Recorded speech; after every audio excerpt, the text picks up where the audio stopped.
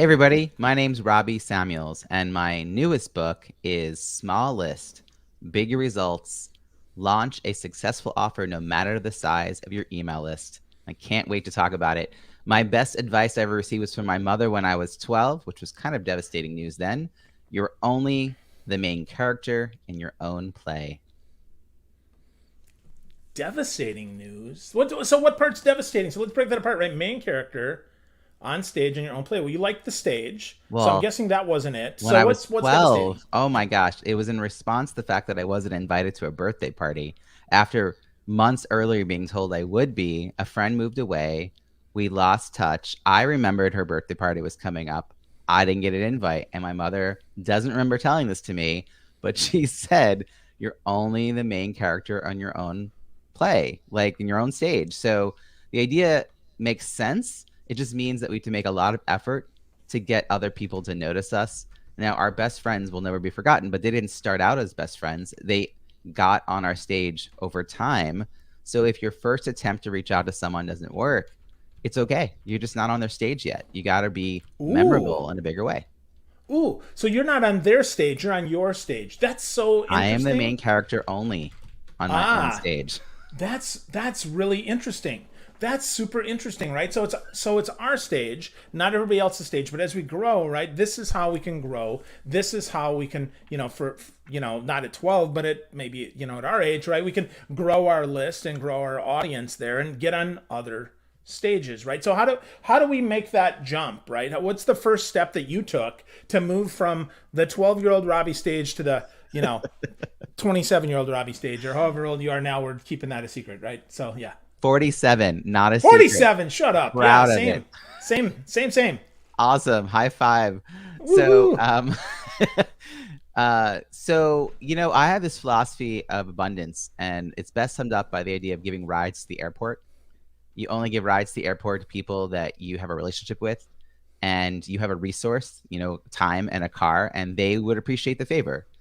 And if you continue to do that, people will start to know you as the kind of person who gives rides to the airport. And one day you will need a ride. And the cool part is not only will you get a ride, but it's likely from someone you've never driven because they just like the idea that you're a giver and they want to support Oh, you. that's So that's been my philosophy, is just sort of show up and add value, show up and add value, which is actually the mantra I had going in my head when March 2020 happened and everything I had been doing to add value was no longer valued. yeah. Wow. Show up and add value. That's so simple, but yet can be so hard. So yeah. So let's talk about that, Robbie. So you were like the crown prince of offline networking, and Which was then then called COVID networking. happened. Yeah, which was then called networking. Yeah, let's be And clear, like events, which were then called networking. events, not in-person events. Right. Yeah. So things were very different. So let's Very talk about different. that, right? So let's talk about what the hell, man. So how did you pivot from offline to online? How did you do that? I mean, show up and add value seems simple, but give me some practical tactical stuff that I can actually do so we can Yeah. actually show up and add value. So prior to the pandemic, as you mentioned, I had spent over a decade building up my expertise, my credibility as a networking expert, working with organizations to help them design more engaging conferences, and particularly working with participants on how to actualize their intentions around networking. We all say we go to conferences because of the people, we want to meet the people, and then in reality, we don't follow through. I wrote a book on this topic. I did a TEDx on this topic. I was being quoted in publications. It was great. And then March 2020, okay, wait, no one needs eye contact, business card, shaking hands, and body language advice right now, except 6 feet away is like the advice. So I was stumped March 9th, 10th, 11th, got kicked in the butt by my peer mastermind. Thank you to them. And they were like, hey, you don't think of networking as something that only happens at conferences, at events. You've built a global network over the last 5 years. So I went away and then wrote 9 ways to network in a pandemic, which I shared on March 12th. And then which got, good reception because it was very relevant for the moment. And March 13th, I hosted my first virtual happy hour. And that was really just me looking at the list of things I was suggesting and thinking I should do one of these. And I've hosted a virtual happy hour, which became the No More Bad Zoom virtual happy hour every Friday since, which is now going on like 19 plus months. And while I never charged for that, that led to a ton of new ideas and a lot of new revenue streams. And I grew my business from 0 to 6 figures in 8 months last year. It became a thriving 6-figure company. And now I am a virtual event design consultant and executive Zoom producer, helping organizations strategically bring their events online with less stress and greater participant engagement. And I think I will say that it worked because I'm also a business strategy coach, and I treated myself like a client, trying to figure out how to follow the best practices I would have coached someone to do, and then doing them. Wow. Okay, so let's break that apart. That's a Sure. big chunk full there, full of goodness and full of stuff. So first, you had a network, but they probably weren't your buyers, right? I mean, they weren't people, or at least that you didn't think they were. Is that right, Robbie? Well, I wasn't trying to sell them virtual events for sure. Yep. I wasn't known for that. I was helping. Yeah, I was not my network of fellow consultants, coaches, speakers, etc. were not um, directly my clients. Maybe I did some things here and there, helping people launch a podcast or a book or something, but I didn't have an offer. And I've run coaching programs, so some of those folks were in my coaching programs, but I had never fully developed my practice as a business growth strategist. It was more of a on the side part of my business. I got hired by a company. I worked with them for a year and a half, so I got a lot of practice working with dozens of different kinds of entrepreneurs.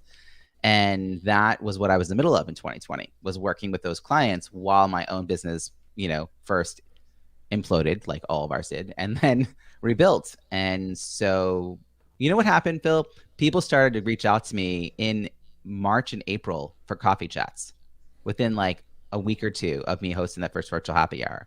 And then they were asking me, well, how do you do this with Zoom? How do you do that with Zoom? Can I pick your brain? I realized I could spend the rest of the year having coffee chats, which my extrovert brain was very happy to do. Or I could realize, like, wait, these are research calls. What do people actually need? What is the problem they're trying to solve? And what do they actually need solved? Like, they think the problem is X, but I know the bigger problem. And so I used that information to create my first pilot, which was a 4-week program that became a 4-week certification program. And that launched in May. So by mid-April, 4 weeks after March 13th, I had 15 people signing up for a 4-week program, $500 a piece. And the first session went so well, I decided I would do it again. And I filled it 4 months in a row. And here's the thing I want to remark on. Phil, there was nothing on my website about it for the first 20 people who bought. And the second 20 people who bought, it was my rudimentary web skills made a static homepage not pretty. I didn't have a new website. Nothing was perfectly branded. But the people who bought from me already knew, liked, and trust me. So they weren't going to my website. They were happy to get a Google Doc that explained things, email. It all worked. Wow. Wow. So the pandemic led to coffee chats, which was kind of a laboratory, if you will, for discovery and helping people out. Like you, I'm an extrovert, and yeah, I pick my brain. Yeah, I'm one of those people. Yeah, okay, what do you need, right? How can I help? But I think your change there and your change of mindset really helped. You started looking for the real problems, Right. not just people don't know how to use Zoom. Because frankly, I mean, now that we're 18, 20 months in, if you don't know how to use Zoom, you're probably never going to know how to use Zoom. Right. I mean, right? I mean, you chose not to use Zoom unless you just, unless you're Rip Van Winkle and been asleep for the last 10 years. So with that, let's talk about that because no website, really no list, no anything, but no like trust. Talk to me about one of those coffee chats, Robbie, because I did not take you up on any of those, though we had a few chats in there. Tell me, like, talk to me about like the structure of that. How did that become a discovery call instead of just a coffee call? So I have this philosophy that events are about content and connection. And once virtual events became synonymous with events, I knew we still needed that.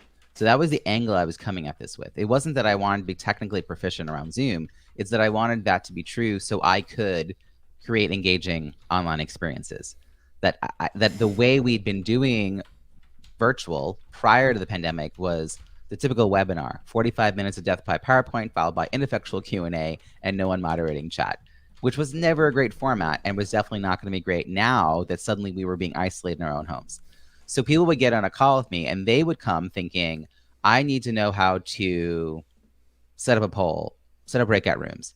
And I would say, sure, you do. But have you thought about why you're using this? What is the end goal you're trying to create? How could we create some connection? How can we create engagement? And then I started to experiment. I mean, part of it was my weekly event gave me a lot of opportunity to test things. I went to a lot of other people's events and learned what I liked and didn't like as a participant. But there's this key moment I just want to say. I do a lot of coffee chats. I love getting to connect with colleagues. I'm always happy to meet with people. I used to give away hour worth of free advice, like easily. You and I are the same. Love to help people. If I know it, I'm going to give it away. Right? Philosophy of abundance. But that hour did never translated to clients. It never really helped them solve their problem. It led them. Best case scenario was they walked away with a notebook full of notes that they'd scribbled, no strategy, just a bunch of tactics, and then they didn't get around to implementing them, and they can't read their notes, and weeks go by, and then they see me online or see me in person, and they're embarrassed because they didn't take action, and they want to figure out what their notes mean, but they don't want to ask me because I've already been so generous. So they end up hiring somebody else to help them implement. And I've had that happen. I've talked to lots of entrepreneurs who've had that happen. So here's what I created to avoid that. And thankfully, I had this in place before the pandemic. There's a moment in the conversation, Phil, when I realized that my brain is just exploding with ideas for them. We've already shared a few. We're already down that road. And I say, I have so many ideas for you because you sound a lot like the clients that I work with. Hey, do you want to hear what it'd be like for us to work together? And that like permission based, let's have a chat. I've never been turned down. Clients who do this have never been turned down in that moment because it's just risk free. And the next piece then is don't then pitch your program. I then share a story about a client that they make me think of. And in particular, I focus on the outcome. I'm like, I worked with this client. This is what they were looking to do. Here's what they were able to do at the end of the time we worked together. Is that what you're looking for? Getting their buy-in about the outcome. And then, it really just leads itself into a sales call. And I never pressure people to buy from me. I'm like, it might be the right fit. It might not be the right fit. I can refer you to someone. If it's over $5,000 offer, I don't even want their yes in the call. They didn't expect to hire me in that moment. They wasn't actually prepped that way. But that has helped me shift the conversation and set up the parameters where like I am a coach and they might be a client. And the same thing for research calls. Like I'm not focusing on research calls being about a pitch.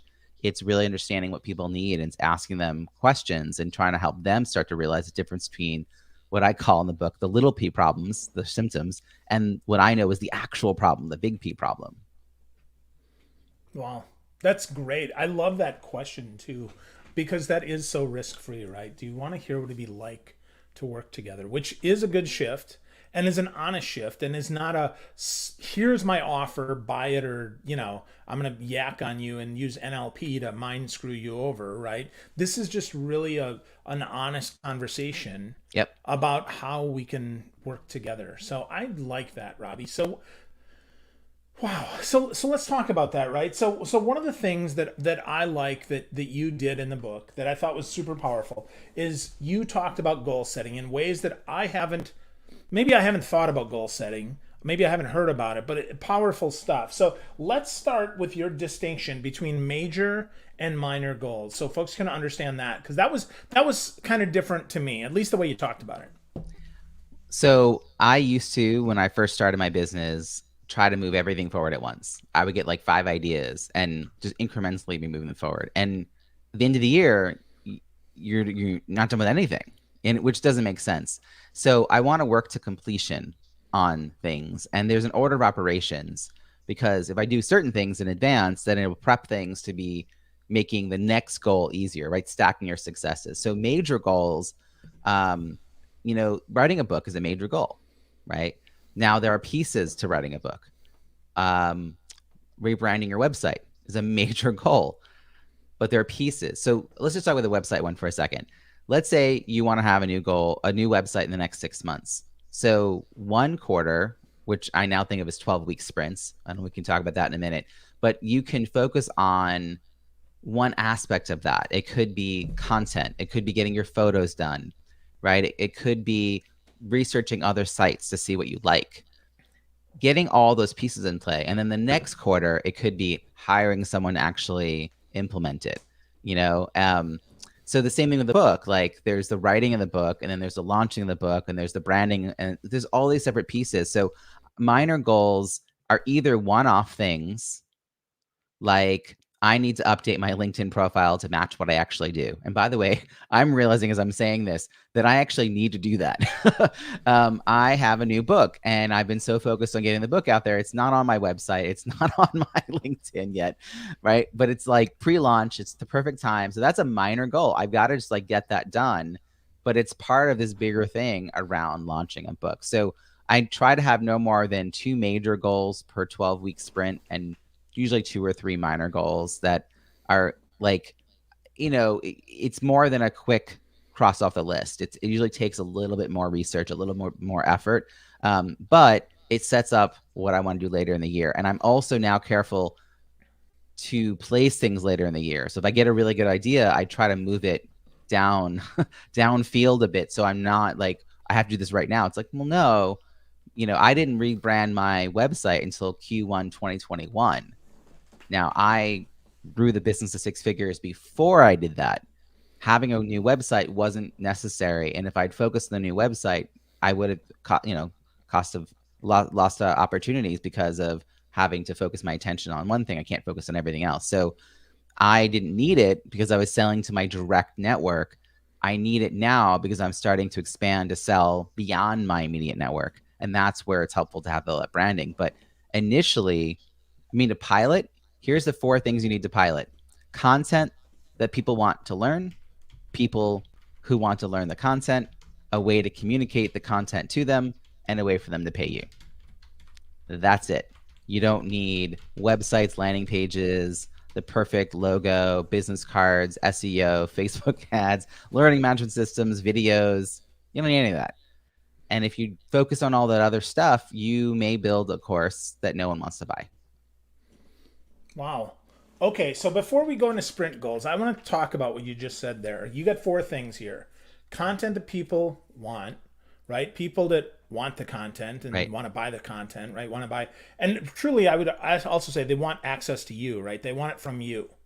That's the other thing, right? That's why it's your network. A way to communicate that. So that could be video, could be audio, could be, right, whatever Could be a way. text. Could be a daily Could be a text. text. Yep. Yep. And then a way to pay, which with PayPal or Venmo or Cash App or Keep it Wave simple. apps or whatever, right? Keep it simple. Heck, people can write you a check and mail it to you, right? That's They can. that's super easy, and there's no excuses there. I mean, I think about that. If we back up even further, right? I would say step 0 is understand what the problems are Right. that Well, you yeah, of want to course. solve. That's all That the you're no, right. all But that I stuff. think Right. that's important, right? Because some Yeah. people jump ahead of that. So on these discovery calls, right? Find out those problems, Yeah. listen strong to those problems, and then get your butt in gear and do the 4 steps that Robbie just said, right? Content, people, communicate, and pay. That's it. That's simple. So with that, is that do you think that it's realistic for someone else that's not Robbie Samuels to do this in a 12-week sprint? And talk to me about why it's 12 weeks. Because I think I'm looking around my office here. I think I've got 12-week year here somewhere. But talk to me about those sprint goals too, because I think that's super important. So I had someone describe to me the 12-week year, and I was like, oh, I need to read this book. This sounds a lot like what I do. Um, Here's one thing I want to say about 12-week sprints, which is different than quarterly goals. I used to love quarterly goals, and I built my business based on quarterly goals. The idea that I wanted to work to completion one quarter and then another and another. So otherwise, when I had annual goals, I would get to the end of the year and not know why it wasn't working. Like Hmm. I didn't know whether I put enough effort. I didn't know if I had the wrong strategy. I didn't know. Whereas if you focus energy on 12 weeks, it's easier to like reflect and figure out like what you have to shift. And because things all work in tandem, if one thing doesn't work, and then you're not going to move on to the next goal, right? You're going to have to finish this one or revise what that success looks like. The 12-week sprint model is, I found with quarterly goals, I never had a break in between. I literally, there was no time where I wasn't supposed to be working. Like, how do you take a week off if you only have 12 weeks on something? And it just felt like burnout. Like it's just like a steady beat. So the 12 weeks happen, and then there's 4 weeks in between. And so in the book, I describe sort of how to use that time. But now I'm forgetting what your actual question was. No, so okay, so no, so 12 weeks, right? You gave us Yeah. 4 steps there. Yeah. content, people, Oh, can I do communicate, that in and 12 pay. weeks? Yeah, Yes. can you do that in 12 weeks? So here's the thing you have to do. And everyone says, oh, it takes so much time. I don't think people realize how much time they're spending trying to build something. I'm just using an online course as an example. People are all the time come to me and say, like, I don't know which content to put in my online course and what to leave out and what to call it. And I'm like, has anyone bought from you? No. I'm like, okay, wait a second. Like, have you talked to people? Who are you serving? Well, I have this vague idea, like, people, leaders. I'm like, entrepreneur. I'm like, this is very vague. So my premise is go and talk to the people in your network who already know they can trust you. And I have an exercise in the book called Wake Up Your Network, right? It really walks you through how to do this. It could take you 6 weeks to talk to 20, 25 people that you've identified who would recognize your name. You'd love to hear from out of the blue. You've already identified that you have a strong connection. They have they have some influence and they have some interest. And so you schedule these chats and you use that time to learn what they need. So it's a mixture of likely prospects and likely referral partners and maybe some fellow experts in there. And so that's how you find out what the problems are that they think they have. You go away, you take this time to analyze the problem language, which I also walk people through. And by the way, there's workbooks available to anyone who gets the book. They can actually go to your special link, Phil, robbiesamuels.com/Phil, to get the book and the toolkit. But they really kind of take the time to understand language around what people need and then decide, okay, I'm going to put together what I think is the outcome of my pilot, which really is like a promise. If you do the work, this is an outlier. This isn't like some people, everybody who does the work is going to get this information or this knowledge or this ability. And then you go back to a dozen of the people that you had talked to and you say, hey, want to run this past you? Here's the outcome. What do you think? And then they either tell you, you're in my head, you're reading my journal, or no, it doesn't land for me at all. And then you say, well, here's the outline of how I'm thinking of doing that over 4 or 5 or 6 sessions weekly, It's a group. And then they give you feedback and you're like, well, you know what? It sounds like it's a fit for you. And I reached out because I thought you'd be a great fit for this pilot. I'd love you to join. What do you think? And at this point, they basically told you they need this. Like, it's what they want. And so the price is going to be something, but it's going to be a lot less than what the full program will be eventually. And in response, they're going to get some to kind of co-create it with you, and you're going to get feedback, and it's a win-win. And that's the point, co-creation. So can you do all that in 12 weeks? Yes. Probably I would say 3 months might be a little tight for people who have other demands in their life. If it's what you're focused on, I have definitely seen clients do this in a tight time frame. They just get on it. It doesn't happen always as quick because people delay setting up the calls. They delay doing the analysis. They give themselves lots of roadblocks. But honestly, even if it took you 6 months, which is I think that's more than enough time, it saves you so much time because you're not going to go build something that no one wants to buy. As you build it, that there's people waiting for it. And that was true for it's very meta to talk about this because my book was the same way. The book I designed was with other people. People were clamoring. People were asking me, where's the advanced copy? I was like, it's coming out this week. They're like, oh, sorry, I thought it was today. I'm like, I'm on a lot of launches and I never know when the advanced copy is coming.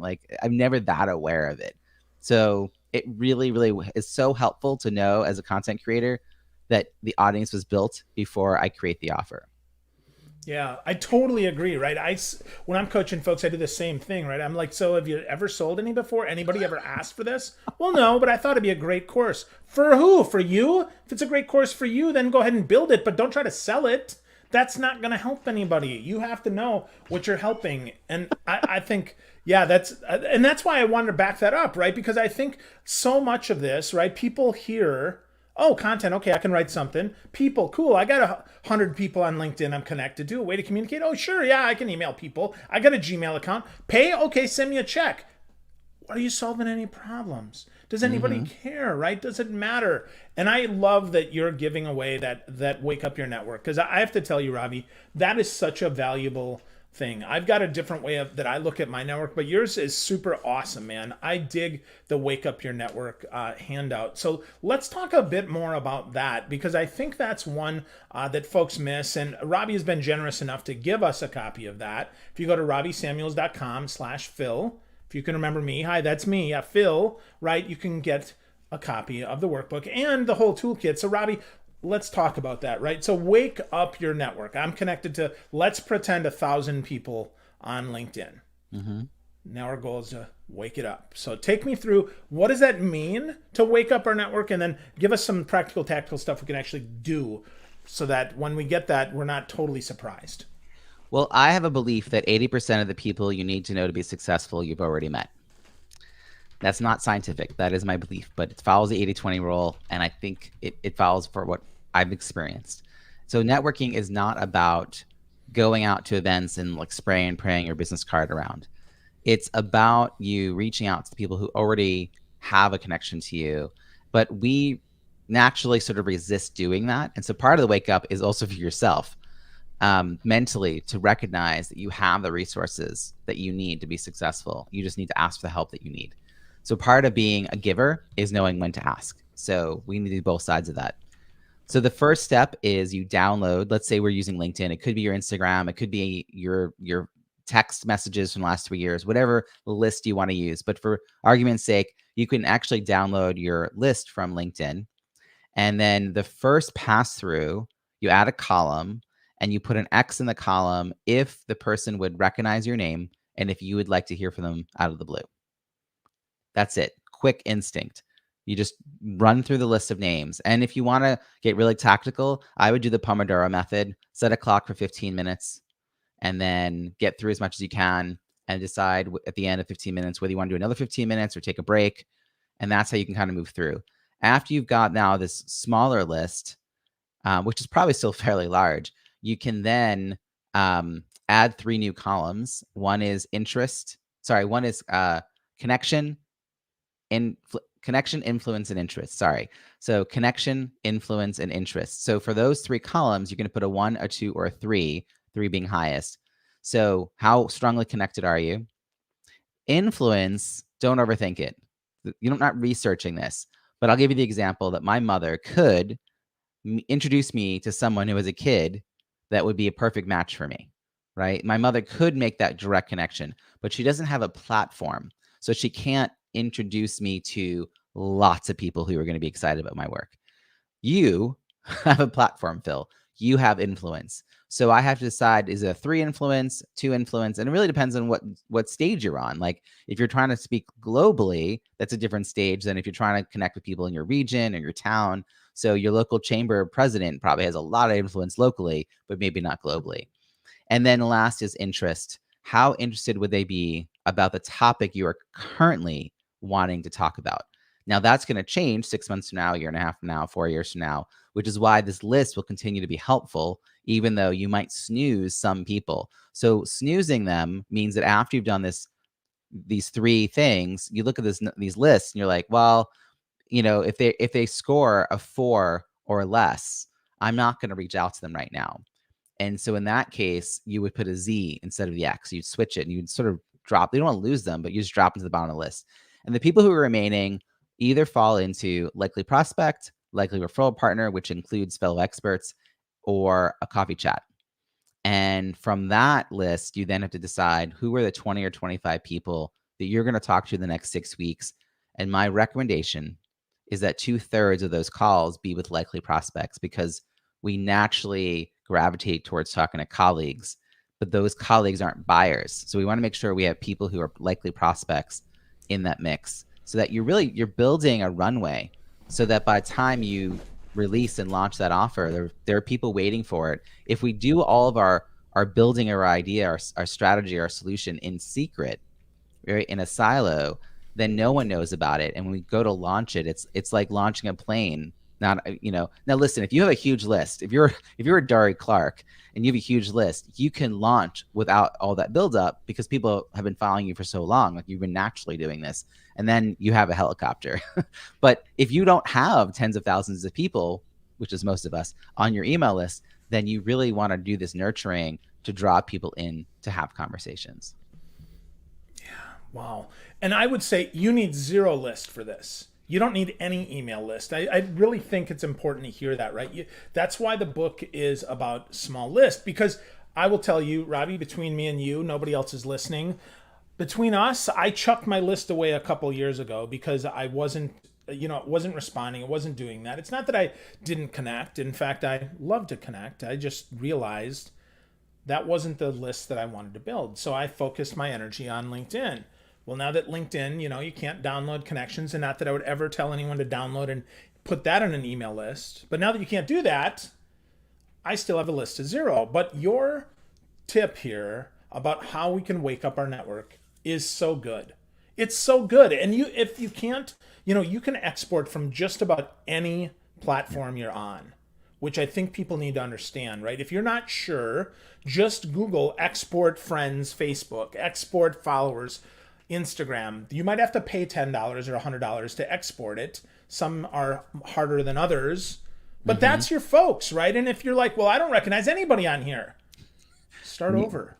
Yeah, Like start that's with what I long had to list. do, right? Like for real, that's what I had to do. I had nobody on my list that I wanted to talk to. I had nobody on my list. They were all people from a lifetime ago instead of from right now because I didn't do a good job of making an offer before. So talk about that, Robbie, because you're talking about people that are clamoring to get your stuff. How soft or how strong does this offer have to be in order to even get a coffee chat with you? Well, they recognize your name and you'd be happy to hear from them out of the blue. The only reason you haven't talked is because neither one of you reached out. Why not do them a favor and be the one who reaches out? I mean, just get over it. If you're putting it about yourself, you're never going to make the impact in the world you want to have. It's not about us. Absolutely, right? Absolutely. I love that. Yep. And I figured you're going to say something like that. And I dig that. And I think that's super important. And we could talk. I mean, Robbie, we could spend the next 2 hours talking about this. The book is great. But I've got one more thing I want to ask you Sure. about before we go. And that is, you talked about learning. Again, I love the way you look at things. Just in time versus just in case. Yeah. Thanks for Such bringing a this up. different way of thinking about learning. So take us through just in time versus just in case and how this helps us or maybe not so much. So this is a great concept because particularly when you're first starting out as an entrepreneur, you just want to consume every bit of information, knowledge, learning, and it's overwhelming and it's not strategic, it's not focused. And I found myself doing that, and I got excited about every shiny object. Every shiny object got me excited, and I fortunately learned about this concept of just in case versus just in time. So when I was ready to work on a podcast, which is now like 6.5 years ago, I focused on learning how to launch a podcast, and I pushed aside all the other things that were coming into my inbox and coming into my podcast feed because I had finally decided this is the thing I want to do. And so that is just in time learning. Just in case learning is when you're like, well, maybe one day I will have a mastermind. So I want to learn about that. But you're not like on the precipice of having a mastermind. It's just like an idea you have. I think that that's a great thing to do, but to focus it not during your 12-week sprints, I actually have a week during my 4 weeks in between sprints where all the, I don't know, like, how like we have this like stack of books next to our bed that we want to read. Yeah. Maybe not It's anymore because we don't big, a read lot of physical books. stacks. Yeah. So it's the metaphorical stacks of books that we get to consume. That's all just in case reading. It could be replays of, video content that you signed up for. All those virtual summits that we bought for $99. It could be podcast episodes that are a little off topic. It could be taking a course on something that would be creative and stimulate your mind. But do that off cycle. And it does. I really do think we get things from the sort of external edges of our network. Like I think innovation does come from the outside often. So it's useful, but it could be distracting. And another version of this concept is noble obstacles, which I learned from John Acup's book, Finish, that sometimes we get hooked on an idea that sounds plausible, like that seems worth it. But it really, I mean, like building a new website in 2020 for me would have been a noble obstacle.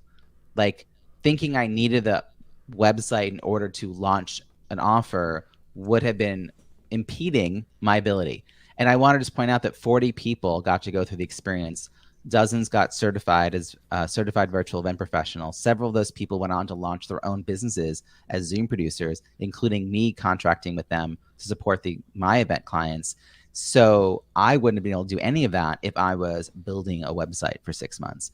And that is a noble obstacle. Like, you've got to learn. Those are harder for me to recognize. And I'm saying it out loud because I got constantly got to be vigilant. But sometimes you need, this is why we coaches need coaches, to kind of call us on, like, are you avoiding doing the biz dev? Are you avoiding doing the follow up? Are you avoiding doing the client like work? Because you need that right now. Like, I think we need coaches to hold the mirror up to us. But yeah, I think it's totally possible to get so much done if we build strategic plans. And that's, I love that you're bringing up this part of the book, because a lot of people jump to just like, the how do you build the offer part. But if we don't have the right mindset, and that's the first section of the book, it doesn't matter what content I give you. You're not going to consume it and you're not going to follow through on it. So throughout the book, actually, I keep weaving back to mindset, because we will reach different plateaus and get stuck. It will continue to happen. And for me, I hit that point. I almost built I wrote about it in the book. I've almost built an entirely new business. And it was because I couldn't envision how to go around the corner from where I was with my current business. Like, and I had a coach who said, huh, like, what are you doing there? And I was like, oh yeah, wow. And so I hired the coach and got the work done, and good things have happened since. So yeah, coaches need coaches. Absolutely. Absolutely. Great stuff. Robbie, you are giving us the Big Results Toolkit, which includes Wake Up Your Network. Go to robbiesamuels.com/Phil. Just sign up, you get it. I got it. It's fantastic. It's super helpful. Lots of good stuff in there. But Robbie, if we want to get started, we've got no list. We've got no money. We're like, oh crap. I've been delaying because I've got all these noble causes, but I'm going to finally, right now, I heard Robbie's voice and I'm like, ooh, I'm finally going to move forward. What's the very first step or two that people should take to actually get started and get activated so they can actually do what they want to do? So they can start with that small list and get big results. The book is 99 Well, of course, yeah. They get the book. I was going to say, yeah, let's no be clear. money. Get the darn book, right? Invest It's a buck. in yourself. 99 cents. If it sucks, yes, email me. I'll send you $1. I'm serious. That's my guarantee. It's pre-launch. It's not even out yet. Yeah. It's pre-launch. It is out. I downloaded it this morning. Yeah. It's officially out October 31st, because the difference between the publication date and the launch date. So it's pre-launch, but it's available for 99 cents. And so yes, get that and read it and internalize it. There's an exercise in that book, though, that I want to call attention to, called Discover Your Ideal Client. And I think it could, if you're not sure where to go or like what skills can you sell, I think it's really helpful. It's a Venn diagram. It has one circle is expertise, one is passion, and the other is impact and income. So both together. And in the middle is your ideal clients, the person who wants the information that you are expert in, that you are passionate about, to the point you give it away for free, and they see the value in what you can offer them so much so that they want to pay you. That is your ideal client. And so it's sort of a good way to see that and also recognize some of the pitfalls if you only have 2 out of the 3. So I think that's a really good exercise. And one of the bonus content in the Big Results Toolkit is an hour-long replay of a masterclass I did on that concept back in 2018, which is when I first started working on the book. I did a series of free masterclasses and really was workshopping and co-creating, even back then, the content that was in this book. I ended up shelving the book because it felt to me like certain sections were a little bit vague. It would say things like, and then go talk to your network. And I spent the next 3 years developing the processes and the steps and teaching it so that I could hand people a workbook and be like, follow these steps. So that's the difference. Love that. Love that. So Robbie, the book is Small List, all about small list, big results, right? Launch a successful offer. Even if I would say, even if your list is 0, but no matter the size of your list, small list, big results. It's $1 on the Kindle. If you go to Robbie's website, you can get his toolkit. You can get notified when this baby's ready. It is ready. They can get it right now. I mean, like, they go to that website, they can go get it. Yeah, you can get that right now. Yep, you can get it right now. But if you're like, no, I don't have time now. Okay, fine. Get the darn toolkit. Like, take some time. Go get Robbie's book. It's $1. My promise to you, friends, if you're listening to this, if you're watching this replay, whenever you get it, if you spend $1 on Robbie's book and it doesn't help you, message me, send me an email. I will send you $1. I'll buy you another book for $1 because I believe in this book. And I don't do this. I want to be really clear. Wow. I don't normally do this. Robbie, I think the book is amazing. I love the Thank you. book. I for real, man. I mean it. So folks, take the time. You owe it to yourself. I'm Get the excited book. to see what Get action Robbie's people Kill. take. Like Yeah, I'm me super too. jazzed to see the action people take, the possibilities that arise because of that, the people that they're going to impact. I mean, it's sort of like me getting out of my way and then 40 people's lives changed, right? So this think about how that's going to happen year over year because you decide to finally move forward. It's I'm surrounded by such smart people and I can't wait for them to like put that out into the world in a different way. Powerful way. Yeah, absolutely. So friends, go get Small List Big Results. Go to robbiesamuels.com/Phil, get your free toolkit, and get in gear. Discover your ideal client, get the book. It's $1. You're worth it. The book is worth it. And the action is invaluable. Thanks so much, Robbie. Great stuff, Thank you, man. Phil. My pleasure. Thank you.